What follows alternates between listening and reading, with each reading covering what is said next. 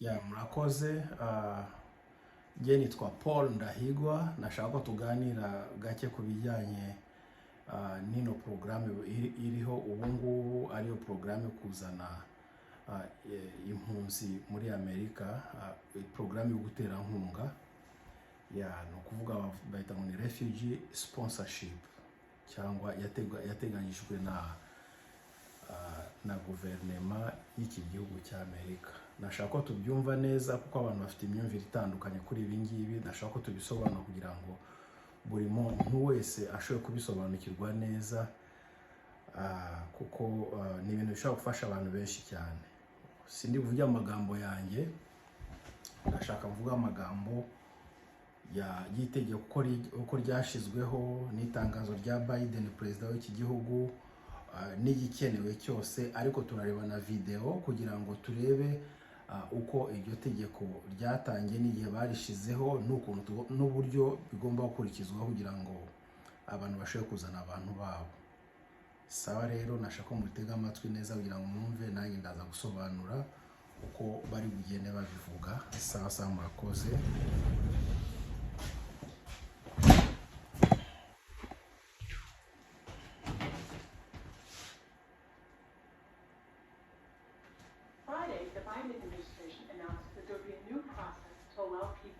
Itegeko rya Biden ryazanye itegeko rishyashya ry'uburyo bwo kuzana abantu muri Amerika, ariko abantu bari muri Amerika ntabwo bashobora kuzana impunzi, kuko Department of State niyo izafasha abantu, izabwira abantu izatanga abantu, iguhe abantu ugomba kuzana. Ariko hagati y'uyu mwaka wa 2023 umuntu wenyine ashobora guhitamo noneho impunzi ari buzane. Ibi ngibi bishobora gufasha abantu benshi cyane kugira ngo abantu bashobore guhura, imiryango ihure. Reka tubanze turebe ugutera inkunga bisobanura iki, ni gute abantu baterwa inkunga. Ni ukuvuga bagomba kuba abantu batanu. Muri abantu batanu bagomba kuba bari bafite ubwenegihugu cyangwa se bafite green cards. Ni ukuvuga kuri sponsor hakina amafaranga 2,275 ku mpunzi, kuri buri mpunzi imwe ushaka kuzana. Nuko niba ufite abantu bane, ugomba gufata abantu bane kube nawo amafaranga 2,275. Ni ukuvuga sponsor bazafasha abantu kugira ngo bashobore gushaka aho kuba, icyo kurya, ubuvuzi mu gihe cy'iminsi 90. Ariko mushobora kubafasha igihe kirekire nta kibazo.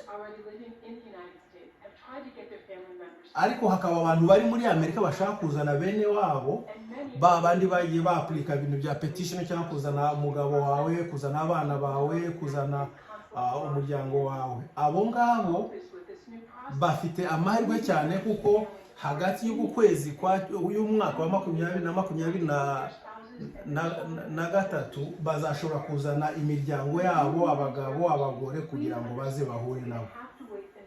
Ni ukuvuga mugomba gutegereza, abantu bagomba gutegereza uko icyo gihe kigera kugira ngo bashobore kuzana abavandimwe. Icyo gihe ni ukuvuga hagati y'ukwezi, ni ukuvuga mu kwezi kwa gatandatu gutyo, cyangwa hagati y'uno mwaka, kugira ngo bashobore kuzana abavandimwe bawe.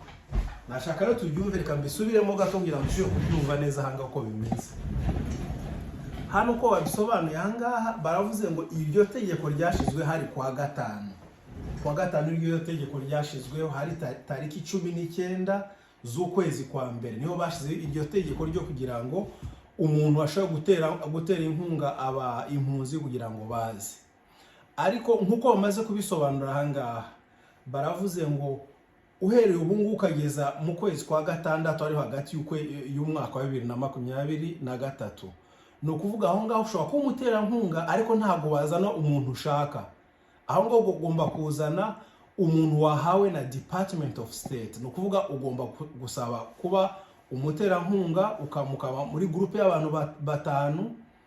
Hari indi video turi burebe hagaragaza uko mugomba kuba mufite n'izina ry'iyo groupe yanyu, hanyuma ukaba sponsor ku buryo ushaka kuzana abantu. Ni ukuvuga hagati aho ngaho kugeza mu kwezi kwa gatandatu ushaka kuzana abantu, ariko ubahawe na Department of State. ni ukuvuga ntabwo wavuga ngo ndagiye kuzana mwene wacu uriya nzana uriya. Ariko mu kwezi kwa gatandatu, hagati mu kwezi kwa gatandatu nibwo noneho umuterankunga ashobora guhitamo kuzana uwo ashaka.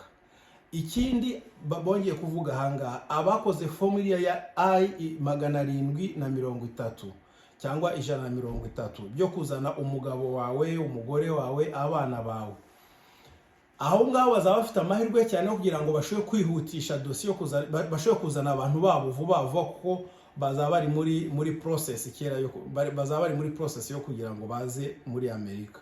Urumva ino program izabafasha kugira ngo abagabo, abagore cyangwa abana cyangwa abo wadekaraye bose bashobora kugeraho vuba vuba.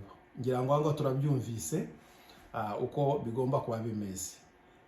Kugeza aho amafaranga bavuze umuntu agomba kuba afite ni 2,000. Ni ukuvuga ku bantu uri buzane nkuko babyerekanye ahangaha, ku bantu uri buzane ugomba gutegura 2,275 kuri buri muntu uri buzane. Niba ari abantu 4 ugomba gufata amafaranga ukayakuba n'inshuro 4.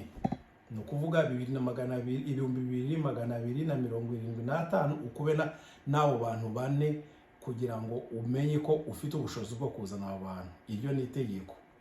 Ngira ngo turabyumvise neza. Kandi icyo bavuze kuri amafaranga ntabwo ari amafaranga yo kuvuga ngo uraho umuntu ukuzanira umuntu, hoya. Ibi nta mafaranga ugomba gutanga. Ayo mafaranga ni amafaranga yo kugira ngo abantu bawe nibagera ahangaha ushobora kubafasha nko babyerekanye ahangaha, ubashakira ibyo kurya, ubajyane kwa muganga, ubashakira inzu aho bari bube, imyambaro, ibyo byose. Ngira ngo ahangaha turabyumvise. Sawa, murakoze kuba mwumvise ino video nkuko twayashize aho ngaho kandi nkuko babisobanuye. Sawa, mugize neza. Harakurikira video yindi yo kubasobanurira ibindi uko bigenda bikurikirana, ariko ibyo bya mbere mwabaje kubyumva ko niyo information yibanze iyo ngiyo. Sawa, murakoze.